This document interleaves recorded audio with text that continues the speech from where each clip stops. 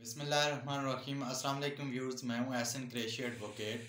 आज हम डिस्कस करेंगे कि क्या कोई ऑफेंस ऐसा भी है, कोई जुर्म ऐसा भी है जो कमिट ना किया हो मगर फिर भी उसकी सज़ा दी जाएगी।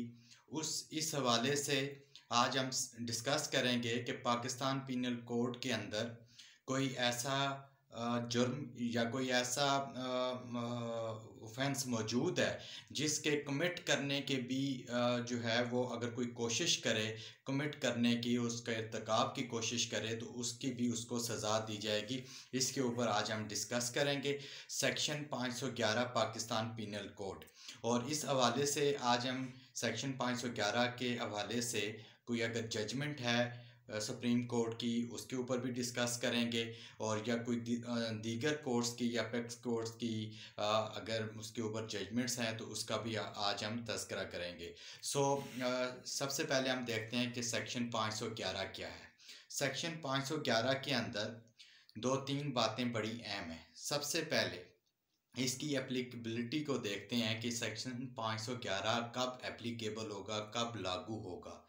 तो सबसे पहले जो है एक बात ये जहन में रख लेनी चाहिए कि जब भी 511 सेक्शन लगेगा तो 511 सेक्शन उस वक्त लगेगा जब पाकिस्तान पीनल कोड के अंदर दिए गए ऑफेंसेस के हवाले से, उसके इर्तिकाब के हवाले से कोई शख्स कोशिश करता है। यानी कि 511 सेक्शन सिर्फ व सिर्फ पाकिस्तान पीनल कोड के अंदर जो दिए गए ऑफेंसेस हैं उसके मुर्तकब होने की कोई शख्स या उसका इर्तिकाब करने की, ऑफेंसेस के इर्तिकाब की कोई शख्स कोशिश करता है तो 511 जो है वो एप्लीकेबल होगा।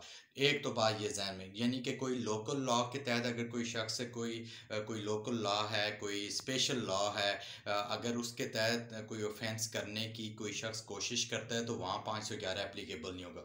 ये सिर्फ पाकिस्तान पीनल कोड के जो ऑफेंसेस हैं उसके इर्तिकाब की कोई कोशिश करता है तो उस पर 511 जो है वो एप्लीकेबल हो जाएगा। एक बात हो गई। दूसरी बात इसके अंदर बड़ी अहम है जो कि ये है कि 511 सिर्फ उस वक्त एप्लीकेबल होगी कि जब किसी ऑफेंस के कमिट करने की जो कोशिश है, ठीक है, उसको कमिट करने की अगर कोई शख्स कोशिश करता है और उसकी सज़ा पाकिस्तान पीनल कोड उस ऑफेंस की जिसकी वो कोशिश कर रहा है, वहाँ जैसे चोरी है, अगर चोरी है उसकी कमिट करने की, उसको यानी कि चोरी का कोई शख्स अगर इर्तिकाब करने की कोशिश करता है तो वो उसकी अगर सज़ा चोरी के ऑफेंस के अंदर नहीं दी गई तो फिर 511 जो है वो एप्लीकेबल होगा, उसके साथ लग जाएगा 511 भी। यानी कि थेफ्ट के साथ जो वो सेक्शन होगा उसके साथ 511, मीनिंग देयर बाय कि उसने थेफ्ट किया नहीं मगर उसके करने की कोशिश की है उसने, तो 511 लगेगी। अब ये दूसरी बात जहन में होनी चाहिए कि जिस ऑफेंस के मुर्तकब होने की या इर्तिकाब करने की वो कोशिश करता है उसकी सज़ा उस ऑफेंस में ख़ुद मौजूद नहीं होनी चाहिए, तो तब 511 होगा। अब इसकी मिसाल हम ये भी दे देते हैं कि जैसे कत्ल है, अगर कोई शख्स अटेम्प्ट टू कमिट मर्डर करता है, कत्ल की अटेम्प्ट करता है तो उसकी 324 है, वहाँ 511 नहीं लगेगा, क्योंकि जो अटेम्प्ट टू कमिट मर्डर है या जो इक़दाम कत्ल की जो कोशिश करता है तो वो बेसिकली अटेम्प्ट टू मर्डर जो है 324 है, वहाँ 511 नहीं लग सकती, चूँकि कत्ल करने की जो कोशिश उसने की है उसकी अलग से ऑफेंस जो है वो मौजूद है 324, तो वो यहाँ 511 नहीं लगेगी। अब 511 जो तीसरी बात है वो सिर्फ उम्र कैद उन ऑफेंसेस में लगेगी, यानी कि उन ऑफेंसेस का इर्तिकाब करने की कोई कोशिश करता है जिनकी सज़ा उम्र कैद हो या कैद की सज़ा हो। कैद की सज़ा 1 साल भी हो सकती है, 2 साल भी, 3 साल, 4 साल, जो भी कैद की सज़ा हो या फिर उम्र कैद की सज़ा हो जिस ऑफेंस की, और उस ऑफेंस के अगर इर्तिकाब की कोशिश करता है कोई शख्स तो फिर 511 एप्लीकेबल होगा। अब उसके बाद जो सबसे अहम बात है वो ये, हम अगर शॉर्टली ये कहें कि जो